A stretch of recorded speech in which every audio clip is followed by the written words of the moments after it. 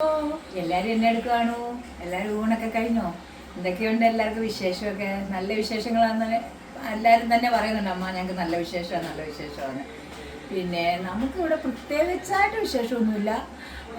കൊച്ചു വന്നിട്ടുണ്ടെന്നുള്ളൊരിത് മാത്രമേ ഉള്ളൂ. കുഴപ്പമില്ല, റെസ്റ്റ് എടുത്ത് കിടക്കുന്നുണ്ട്. അല്ലാതെ വേറെ പ്രത്യേകിച്ചൊന്നും ലാസ്റ്റിലെ കൊണ്ടുപോയി മരുന്നൊക്കെ മേടിച്ചു നല്ല രീതിയിൽ തന്നെ ഇരിക്കുന്നു. പിന്നെ കുഞ്ഞിനിന്ന് ഇഞ്ചക്ഷൻ ഉണ്ടായിരുന്നു.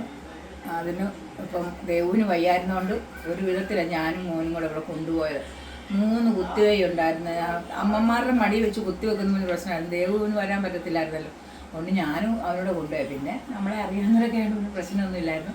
ഇഞ്ചക്ഷനൊക്കെ എടുത്തു, കുഴപ്പമൊന്നുമില്ല. വേദനയില്ലാത്ത ഇഞ്ചക്ഷനാണ് ഇത്.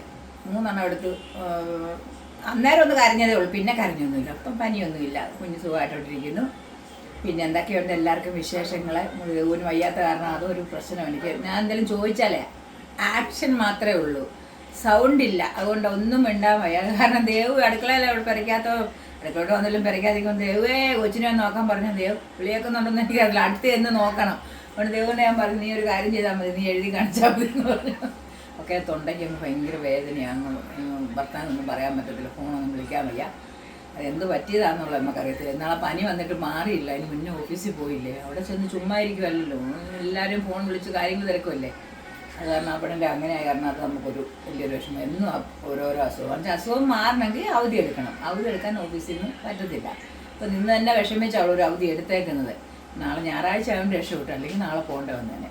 അപ്പോൾ നമുക്ക് ചോറൊക്കെ ഉണ്ടാവേ. എല്ലാവരും എന്നെ എടുക്കുവാന്നൊക്കെ പറയണം. നിങ്ങളുടെയൊക്കെ ചോറിനും കറിയൊക്കെ പറയണം. നമുക്ക് ചോറെടുക്കാം. ചോറെടുക്കുവാനേ ചോറ്. പിന്നത്തെ കക്കയിറച്ചി ഞാൻ ഇന്നലെ കുറച്ചേ കറി വെച്ചുള്ളായിരുന്നു. ഒന്നിച്ച് വെച്ചാൽ അഴുക്കാണല്ലോ എന്ന് ഓർത്തിട്ട് ഇന്ന് വേറെ എടുത്ത് വെച്ചിട്ടുണ്ടായിരുന്നു. അത് ഞാൻ ഇപ്പം തന്നെ ഫ്രൈ ചെയ്തു. പിന്നത്തെ നല്ല കൊച്ചു മത്തി കിട്ടി, മാങ്ങ ഇട്ടതേ നല്ല പീര വെച്ചിട്ടുണ്ട്, മത്തിപ്പീര. പിന്നെ കൊച്ചെറുക്കനും ഇവിടെ എല്ലാവർക്കും ഇഷ്ടമാണ്, ഉൾപ്പെടെ എല്ലാവർക്കും ഇഷ്ടമാണ്. കിഴങ്ങും മെഴുക്ക് പുരട്ടി അത് വെച്ചിട്ടുണ്ട്.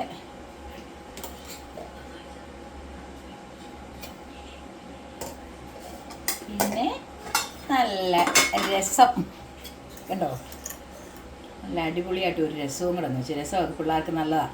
എന്താണെന്ന് വെച്ചാൽ തൊണ്ടയ്ക്ക് വേദനയും ഇപ്പം പനിയൊക്കെ ഉള്ള സമയമല്ലേ, നമ്മൾ കുരുമുളകൊക്കെ പൊടിച്ചിട്ടാണ് രസം വെച്ചിരിക്കുന്നത്. ഇന്ന് നമുക്ക് വേണ്ടേ ഇന്നത്തെ കറി കണ്ടോ, മീൻ പറ്റിച്ചത്, കക്കയിറച്ചി, കിഴങ്ങ് മെഴുക്കുവരട്ടി, രസം എല്ലാം കൂട്ടി കഴിക്കാൻ എല്ലാവരും ഒഴിവായോ ചോറിനാം.